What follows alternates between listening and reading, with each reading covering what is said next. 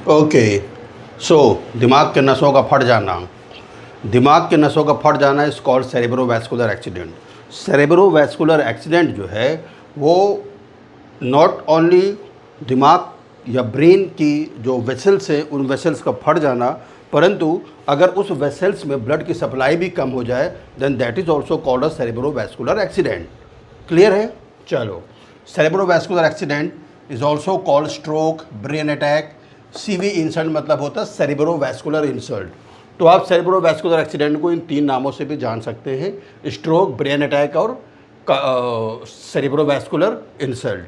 ठीक है, ये बेटा मोस्ट कॉमन डिसऑर्डर है और Hindustan this is the 3rd highest cause of death. ठीक है, ठीक है। Now types of cerebrovascular accident, there are 2 types of cerebrovascular accident बेटा।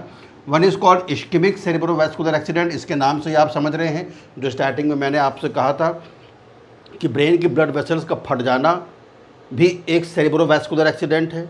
और ब्रेन की नसों में वेसल्स में जब ब्लड सप्लाई रुक जाती है that is also called a cerebrovascular accident, but in that case it is called ischemic cerebrovascular accident. और एक हेमरेजिक सेरेब्रोवैस्कुलर एक्सीडेंट है जहाँ पर ब्लड वेसल्स क्या हो जाती हैं, रप्चर हो जाती है। ठीक है, तो दोनों ही ischemic cerebrovascular accident is usually by blood clot, यानी कि ब्लड क्लॉट यानी कि किसी भी वेसल्स में ब्रेन की जाके यहाँ पर क्लॉट हो गया, लॉज हो गया। ठीक है, अब आगे जो ब्लड सप्लाई है वो सप्लाई कट ऑफ हो गई, रुक गई। If the blood supply of the brain stops for a single second और अ सिंगल मिनट ऑल्सो, अगर एक कोई यहाँ पर मेजर वेसल जा रही है बेटा, तो that is a cerebrovascular insult, यानी वो ब्रेन अपनी इंसल्ट मानता है। Because what ever the 60% of glucose is used by your brain। तो अगर आप उसको ब्लड के थ्रू वो चीज़ नहीं पहुंच रही है तो ब्रेन उसको अपनी क्या मानता है, इंसल्ट मानता है। ठीक है, so in that condition it is called ischemic cerebrovascular accident. Clot बेटा थ्रोम्बोसिस, ब्रेन की खुद की वेसल्स में बन जाना, जब किसी भी ऑर्गन की वेसल्स में अगर खुद ब्लड क्लॉट बन जाता है या प्लेक्स जमा हो जाते हैं, जैसे कि ये होते क्या होते हैं, ट्राइग्लिसराइड्स के प्लेक्स होते हैं, फैट्स के प्लेक्स होते हैं, जब ये जम जाते हैं खुद के ऑर्गन की ब्लड वेसल्स में then it is called embolism. But when the blood clot is travels from one organ to another, हो सकता है कि पेशेंट को हार्ट में क्या हुआ हो, एथेरोस्क्लेरोसिस हुआ हो। ठीक है, इस कंडीशन में वो एथेरोस्क्लेरोसिस टूट के, यानी कि वो जो प्लेक्स हैं वो टूट के ब्रेन तक ट्रैवल कर सकते हैं और ब्रेन में जाके वो क्या हो सकते हैं, लॉज हो सकते हैं या वहाँ पर क्लॉटिंग कर सकते हैं। You got the point? In both of the condition जो ब्लड सप्लाई है वो ब्लड सप्लाई क्या हो जाती है, ब्लॉक हो जाती है। इस कंडीशन को हम लोग क्या बोलते हैं, इश्केमिक सेरेब्रोवैस्कुलर एक्सीडेंट। आज सीवीए की हम लोग जो फर्स्ट जो वो क्लास करेंगे दैट विल बी इश्केमिक सीवीए, क्योंकि यही बहुत बड़ा है, इसके हम लोग नेक्स्ट वीडियो में बात करेंगे। Okay, now in both of the cases patient may have the history of TIA। TIA is a transient ischaemic attack. आपने देखा भी होगा, पेशेंट आपके हॉस्पिटल में भर्ती होता है और उसमें डॉक्टर्स लिख देते हैं TIA, that is transient ischaemic attack, यानी कि पेशेंट को बीच बीच में इश्केमिक अटैक पड़ता रहता है, तो उसके कुछ वार्निंग साइंस भी होते हैं। इसके पहले कि ये ट्रांजिएंट इश्केमिक अटैक जो बीच बीच में पढ़ते चले जा रहे हैं पेशेंट को, पेशेंट हो सकता है उसे इग्नोर भी कर रहा हो, उसको छोटे मोटे सिम्टम्स भी हो रहे हो, अगर उन सिम्टम्स को लेके वो तुरंत अलर्ट हो जाता है और जाके अपना ट्रीटमेंट लेता है, ट्रीटमेंट पूरा कंप्लीट करता है, then that is okay after making the diagnosis. लेकिन अगर पेशेंट पूरे ट्रीटमेंट को कंप्लीट नहीं करता है और ट्रीटमेंट कंप्लीट नहीं करने के बाद अगर उसमें TIA के कुछ भी रेसिडुअल रह जाते हैं then that is dangerous. So stroke prone person often have a history of TIA। वो ट्रीटमेंट ले लिया लेकिन उसके पास अभी भी कुछ रेसिडुअल बच गया है। रेसिडुअल बच गया है इसका मतलब कि कुछ ना कुछ प्लेक्स बच गए हैं, कहीं ना कहीं क्लॉट उसका बच गया है। अब वो 90% ठीक हो चुका है, तो 90% ठीक होने के बाद सोचता हूँ आगे क्या ट्रीटमेंट ले, तो वो रुक जाता है। ठीक है, इन that condition that stage is called transient ischaemic attack incomplete recovery और IR, ये मैंने शॉर्ट फॉर्म लिखा है। तो transient ischaemic attack incomplete recovery.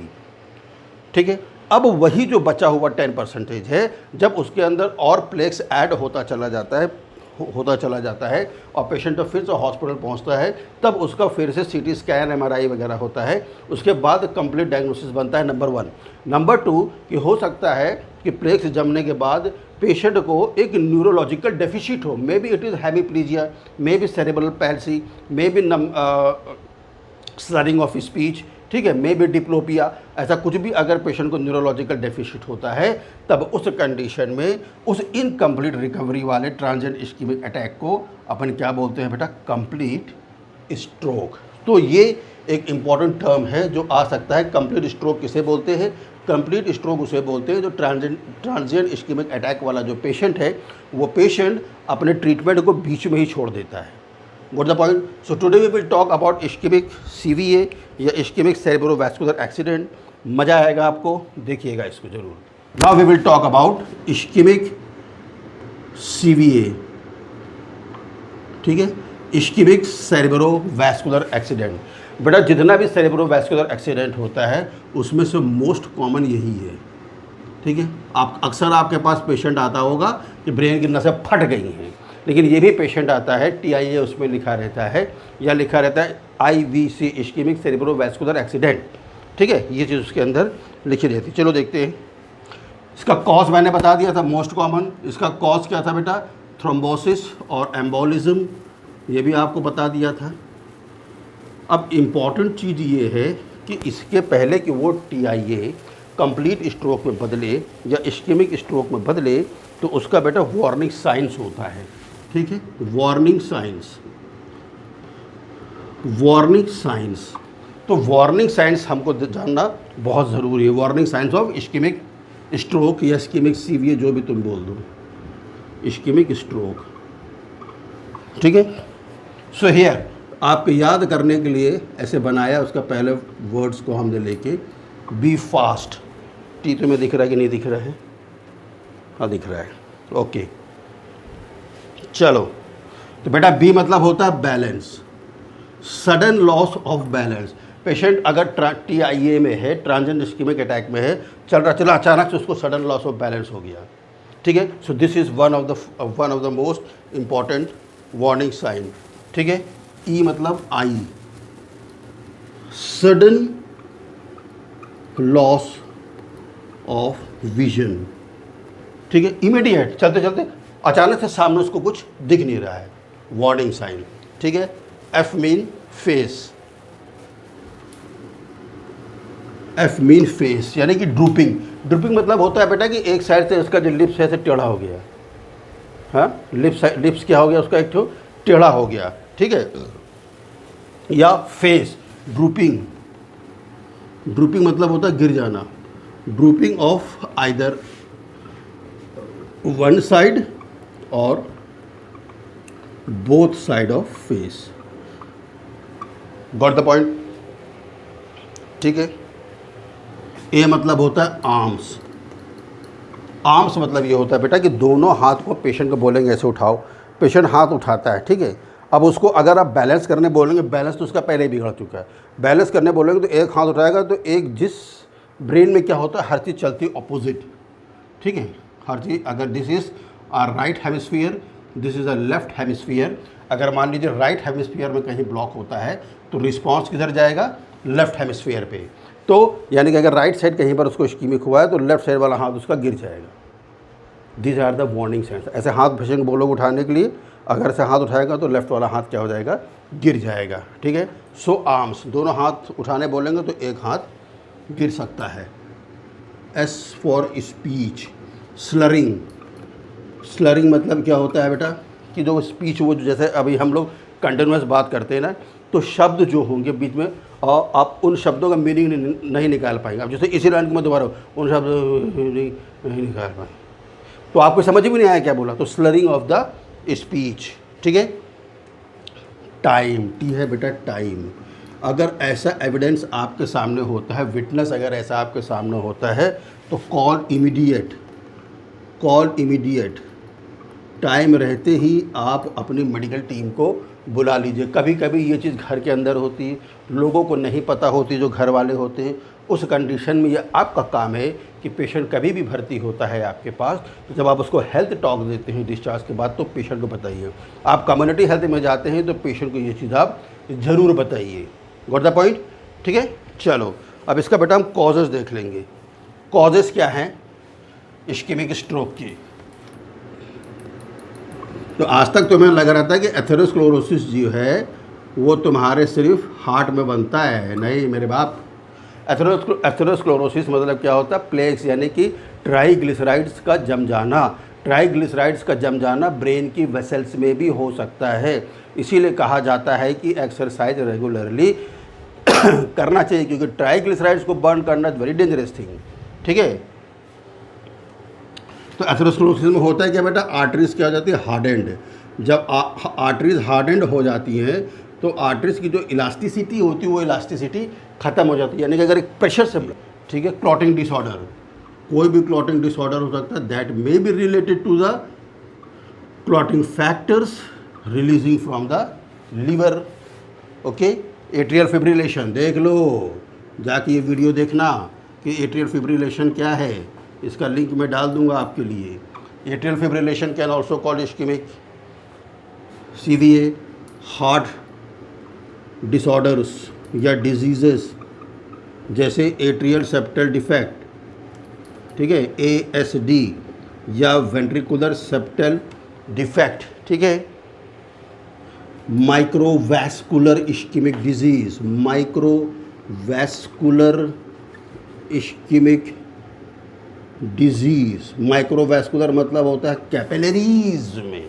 अब कैपिलरीज तक में हो गया, जबकि कैपिलरीज एकदम एंड में पहुंचती सेल के पास। कोई आर्टरीज तो पहुंचता नहीं है, पहुंचता कौन है? सेल्स के पास कैपिलरीज पहुंचती है। Got the point? Age is the important factor, more than 65, ठीक है। और क्या बेटा? स्मोकिंग, हाँ, मस्त, अपना हीरो बनने के लिए नहीं। Smoking contains the nicotine, and nicotine जो डेवलप कर देता है, जो आपका ब्लड वेसल्स की जो इलास्टिसिटी होती है, उस इलास्टिसिटी को वो क्या कर देती है? ख़त्म कर देती है my dear. Hyperlipidemia, hyperlipidemia, lipids का ब्लड के अंदर बढ़ना। What are the lipids? Lipids are the bad cholesterol. What the point? Alcoholic use disorder, दे पिए दारू, एल्कोहलिक यूज डिसऑर्डर, ठीक है, इसकी भी एक वीडियो बना के रखी है। Type 2 diabetes mellitus, type 2 diabetes mellitus, okay. अब बेटा अभी जब से ये कोविड-19 आया है, कोविड-19 ऑल्सो कॉजेज होता है। Now the sign symptoms. चलिए, सडन नंबनेस, इमीडिएट क्या हो गया? नंबनेस हो गया, सडन नंबनेस। नंबनेस मतलब होता है सुन्नपन हो जाना, अचानक से सुन्न हो गया। हाँ, मैंने बताया था कि ब्रेन और weakness of the face, weakness of the face, arm, ठीक है, लेग,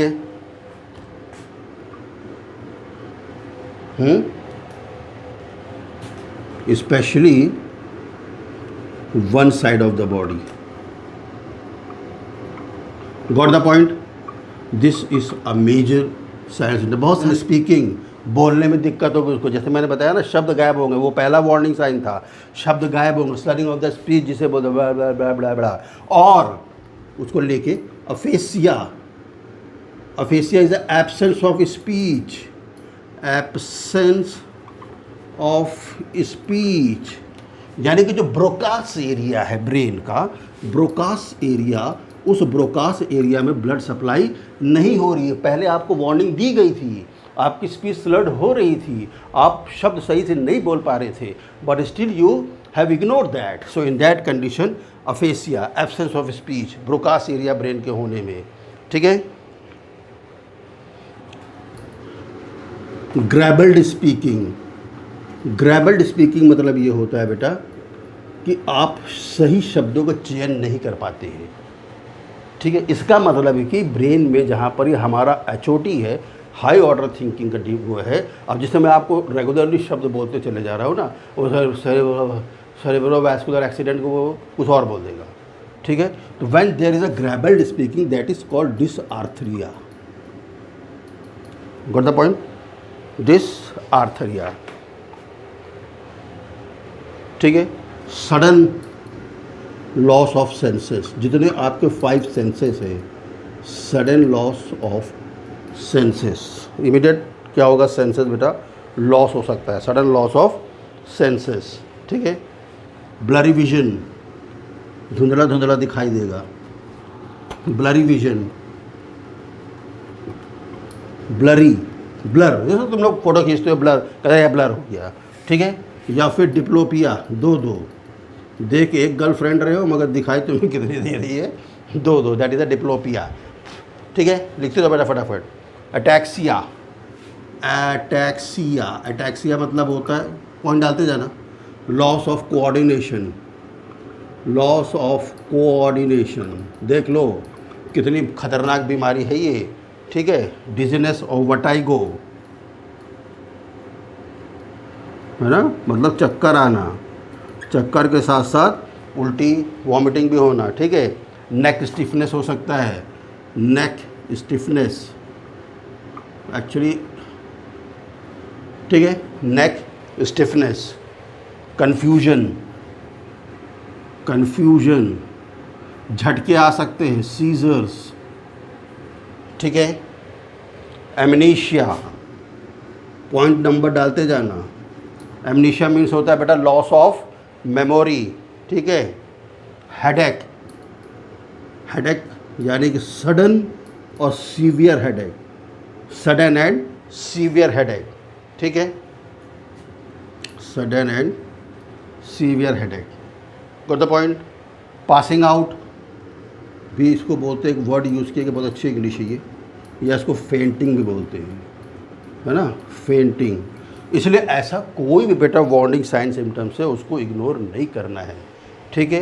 एंड फाइनली अगर सब कुछ करने के बाद भी कुछ नहीं कर पा रहे हैं तो patient will go into ischemic stroke, coma में चला जाता है पेशेंट। कॉज क्या है उसका? Ischemic CVA। Got the point? ये बनाना आसान होता है भाई, देखो पेशेंट का हिस्ट्री है, साइन सिम्टम्स है, ये तो आप देख ही रहे हो। अब देखना ये है कि किस एरिया में ज़्यादा इंसल्ट हुआ है। सो CT स्कैन कर लो, हाँ, MRI कर लो, EEG इलेक्ट्रोएन्सेफलोग्राफी बोलते हैं इसको, इस पर एक दिन क्लास लूँगा, मेरे पास काफ़ी वो आ रहा है, इसके लिए बेटा समय नहीं मिल पाता है, लेकिन फिर भी क्योंकि एक क्लास को बनाने में 3-4 दिन लगते हैं, उसमें से रस को लेकर आने में, ऐसे तो 20 पन्ने का टॉपिक रहता है, बट एक रस को लेकर आना पड़ता है नर्सिंग विभाग के लिए। ओके, ECG करना है आपको और ब्लड टेस्ट करना है। अब ब्लड टेस्ट में क्या करना है आपको, यह आपको सब पता है। यहाँ पर आपको लिपिड प्रोफाइल तो बहुत इंपॉर्टेंट है, ठीक है, क्योंकि सारा खेला किसका हो रहा है, लिपिड्स का हो रहा है। तो LDL, HDL, ठीक है, LDL है low density lipoprotein, dangerous, HDL है दैट इज़ गुड, VLDL है दैट इज़ ऑल्सो डेंजरस। तो इसको सबसे पहले अपने को चेक करना है। Got the point? मैं आपको सिर्फ मैनेजमेंट क्या करती ये बता सकता हूँ। थ्रोम्बोलाइटिक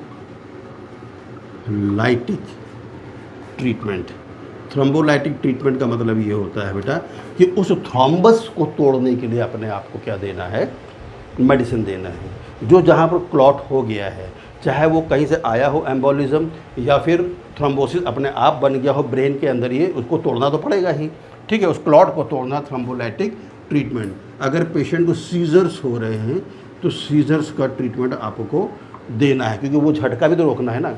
अगर झटका नहीं रोकेंगे तो पेशेंट के दूसरे ऑर्गन डिस्टर्ब हो जाएंगे, क्योंकि आपको मालूम है सीजर्स होता है, एपिलेप्सी होता है, टंग क्या कर सकता है, वो बाइट कर सकता है, कहीं फ्रैक्चर हो सकता है, जॉइंट उखड़ सकता है। Got the point? ठीक है। सबसे इम्पॉर्टेंट चीज़ बेटा ये ऑक्सीजन थेरेपी, क्योंकि पेशेंट जब तक आपके पास आता है तो पेशेंट का SpO2 जो पार्शियल प्रेशर ऑफ ऑक्सीजन होता है आर्टेरियल में, आर्टरीज में, वो क्या हो जाता है, फॉल हो जाता है। तो oxygen is very important, oxygen ज़रूर देना है पेशेंट को। अगर आपको कोई पेशेंट घर भी बुला लेता है कि देखो ऐसा, अगर सपोज़ आपके जान पहचान का है, कोशिश ये करना है कि उसको सबसे पहले ऑक्सीजन दिया जाए। अब ऑक्सीजन कैसे देंगे, क्योंकि आपके पास घर में तो ऑक्सीजन है ही नहीं, तो आप उसका एयरवे क्या करेंगे, मेंटेन करके रखेंगे। मैंने आपको बताया था जब मैंने उसकी क्लास ली थी, क्या बोलते हैं, ALS BLS की, मैंने आपको बताया था कि ये जो चिन होता है इसको upward, forward and neck should be hyper extend, ताकि अगर पेशेंट स्पॉन्टेनियस रेस्पिरेशन ले रहा है तो उसका एयरवे क्या हो, क्लीन हो। ये आपको करना ही पड़ेगा। Got the point? ठीक है। ब्लड थिनर, अगर किसी की टेंडेंसी है ब्लड उसका थिक है तो क्या देना है, ब्लड थिनर। ये सब तुम लोग जानते हो ब्लड थिनर के क्या क्या नाम है। अगर पेशेंट को टाइप 2 डायबिटीज़ मेलाइटिस है बेटा तो क्या करना है, शुगर मैनेजमेंट। ठीक है, ये आपको करना ही करना है। अच्छा, इसमें एक चीज़ और है, इस्कीमिया में ब्रेन में अगर कहीं पर भी ब्लड सप्लाई नहीं हो रही है तो हमको मालूम है जब ब्लड सप्लाई नहीं होती तो मेटाबॉलिक रेट क्या हो जाता है, बढ़ जाता है। मेटाबॉलिक रेट बढ़ जाने का मतलब ये होता है कि जिस पार्ट को, सपोज फॉर एग्जांपल, ये थोड़ा सा लंबा हो जाएगा, गुस्सा मत होना, यहाँ से ब्लड सप्लाई आ रही है बेटा, यहाँ क्लॉट हो गया, ठीक है। अब यहाँ पर ही क्या हो रहा है, ब्लड सप्लाई नहीं हो रही इतने पार्ट में, ठीक है। सपोज इस पार्ट को हम मान लेते हैं ब्रोकास एरिया, स्पीच वाला वो है एरिया है, ठीक है। अब पेशेंट क्या होगा, स्लट ऑफ स्पीच होगा, ठीक। अफेसिया तो बाद में होगा, फिर स्लट ऑफ स्पीच होगा। इस कंडीशन में जब यहाँ पर ब्लड फ्लो रुक गया है बेटा, तो यहाँ क्या होगा, मेटाबॉलिक जो सेल्स होते हैं वो सेल्स क्या होने लगते हैं, नेक्रोज होने लगते हैं, सेल खराब होने लगते हैं। तो एफेसिया जीवन भर के लिए भी हो सकता है, ये भी ध्यान रखेंगे। सेल नेक्रोज होने लगते हैं, जब सेल नेक्रोज होने लगते हैं बेटा, तो उस कंडीशन में सेल को बचाने के लिए बॉडी क्या करती है, मेटाबॉलिक डिमांड उसकी क्या हो जाती है, बढ़ जाती है। आप क्या करते हैं, सपोज आपका रात में खाना बचता है या फल फ्रूट बचता है, तो आप गर्मी के दिनों में क्या करते हैं, क्योंकि हीट की वजह से मेटाबॉलिक डिमांड बढ़ जाती है, तब उसको फ्रिज में धर देते। फ्रिज में धरने से ये होता है कि मेटाबॉलिक डिमांड क्या हो जाती है, लो हो जाती है। मेटाबॉलिक डिमांड लो होने का मतलब ये होता है कि ऑक्सीजन का कंजम्पशन क्या हो जाता है, कम हो जाता है। उस कंडीशन में इंटेंशनल हाइपोथर्मिया करते हैं बेटा। ऐसे तो 37 डिग्री सेंटीग्रेड आपका नॉर्मल टेम्परेचर है, तो यहाँ पर क्या करेंगे, इंटेंशनल हाइपोथर्मिया, जिससे कि सेल हमारा डेथ ना हो, सेल हमारा मरे ना, ठीक है। इंपॉर्टेंट चीज़ क्या है बेटा,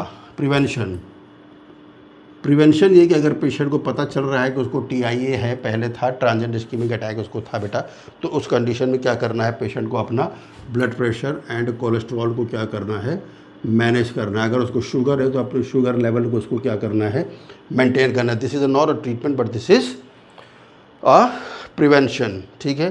पेशेंट को बहुत हेल्दी डाइट देनी है, तुम अपने टॉक में भी बता सकते हो, हेल्थ टॉक में पेशेंट को हेल्दी डाइट देनी है। हेल्दी डाइट में बोलते हैं Mediterranean foods,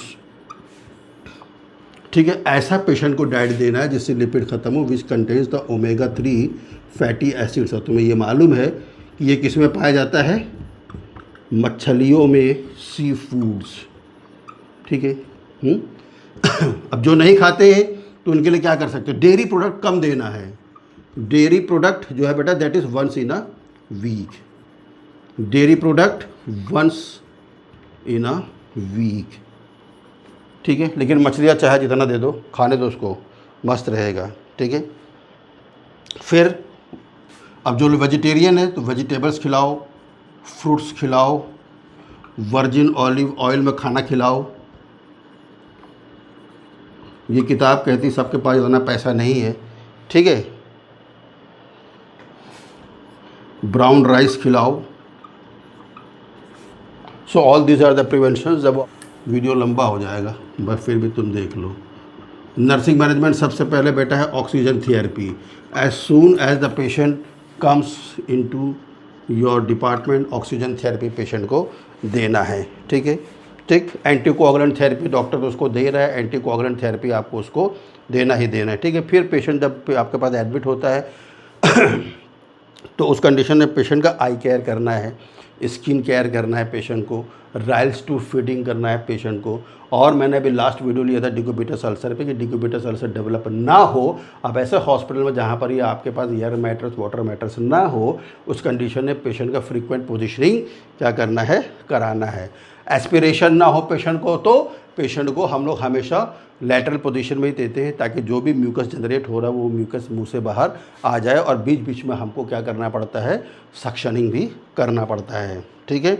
Bawal and bladder management को पेशेंट का करना पड़ता है, क्योंकि पेशेंट अपने से नहीं कर पाता। अगर पेशेंट मतलब क्योंकि बेड से बाहर तो घूम फिर नहीं सकता ना, क्योंकि उसका तो बैलेंस नहीं हो रहा है, उस कंडीशन में बावल मूवमेंट कम हो जाता है उसका, ठीक है। तो उस कंडीशन में हो सकता है कि पेशेंट को कॉन्स्टिपेशन भी हो जाए, तो उसका भी ध्यान रखना है। राइज टू फीडिंग जब हम लोग करते हैं, क्योंकि पेशेंट मुँह से नहीं ले सकता है, राइज टू फीडिंग में आपको ध्यान देना है कि फ्लूइड्स जो है वो उसको लगातार बढ़ा के देना, जिसकी वजह से उसका जो यूरिनरी फंक्शन है वो भी काम करता रहे, ठीक। पेशेंट को मोबिलिटी एक्सरसाइजेस देना है, रेंज ऑफ मोशन जिसे बोलते हैं, ठीक है, जिससे कि क्या ना हो, रेंज ऑफ मोशन बोला जाता है ना मोबिलिटी एक्सरसाइजेस। मोबिलिटी एक्सरसाइजेज में इसलिए करते हैं ताकि कॉन्ट्रैक्चर को प्रिवेंट करना है, ठीक है, यानी कि जॉइंट्स क्या हो, कॉन्ट्रैक्चर ना हो जाए और मसल लॉस ना हो, क्योंकि पेशेंट चल तो पा नहीं रहा है, चल नहीं पा रहा, मसल का काम ही नहीं हो रहा, मसल लॉस हो जाए। हो सकता है कि पेशेंट 6 महीने बाद, 1 साल के बाद, 3 महीने के बाद, 2 महीने के बाद जब वो ठीक हो जाए, चलने लगे तो भड़ से गिर पड़ेगा, क्योंकि मसल के अंदर वो पावर नहीं है। तो मसल के पावर को मेंटेन करने के लिए बेटा हमेशा मोबिलिटी एक्सरसाइजेस कराना बहुत ज़रूरी है। Once the patient has been outcome from the ischemic CVA, लेकिन उसको अफेसिया हो चुका है, हो सकता है उसको क्या बोलते हैं, उसका फेशियल पैलेसी हो चुका हो, फेस एक साइड का ड्रॉप हो चुका हो, ठीक है। उस कंडीशन में पेशेंट को क्या करते हैं, रिहैबिलिटेशन भी किया जाता है। रिहैबिलिटेशन में आप मदद कर सकते हैं रिहैबिलिटेशन सेंटर वालों की, आपके हॉस्पिटल में रहता है, जिसको आप फिजियोथेरेपी डिपार्टमेंट बोलते हैं। तो स्पीच थेरेपी है ना, क्योंकि अब धीरे धीरे तो न्यूरॉन्स तो क्या हो रही है, रीजनरेट हो रही, क्योंकि न्यूरॉन्स जो होते हैं बेटा वो बहुत धीरे धीरे वो होते रीजनरेट होती हैं। तो स्पीच थेरेपी पेशेंट को करवाना है, ऑक्यूपेशनल थेरेपी पेशेंट को कराना है। ऑक्यूपेशनल मतलब कि अगर वो कोई काम कर रहा होगा उस कंडीशन में क्या होता है, उसका जो ऑक्यूपेशन वही ख़राब हो गया, ठीक है, ऑक्यूपेशन थेरेपी उसको कराना है। ओके, फिर डिस्चार्ज प्लानिंग करनी है। डिस्चार्ज प्लानिंग में मैंने आपको बता दिया था कि आप कैसे प्रिवेंशन करेंगे, वही पेशेंट को बताना है, ठीक है। और अबव ऑल जो आप करते रहते हैं हमेशा, वाइटल साइंस मॉनिटरिंग, ठीक है, स्किन केयर, माउथ केयर, आई केयर, तो ये सारी केयर आपको मेंटेन करनी एज ए नर्सिंग मैनेजमेंट। तो आज आपको नई चीज़ पता चली होगी कि सेरेब्रोवैस्कुलर एक्सीडेंट में इश्केमिक सेरेब्रोवैस्कुलर एक्सीडेंट अलग होता है, हेमरेजिक सेरेब्रोवैस्कुलर एक्सीडेंट अलग होता है। हम लोगों ने आज इश्केमिक स्ट्रोक देख लिया है, हेमरेजिक स्ट्रोक हम लोग नेक्स्ट वीडियो में देखेंगे। अगर आपको कुछ मज़ा आया, कुछ नया सीखने को मिला, तो मेरी वही रिक्वेस्ट है, कमेंट करो, लाइक करो, शेयर करो एंड अबव ऑल सब्सक्राइब करो और नर्सिंग मास्टर चैनल को आगे बढ़ाओ। Thank you.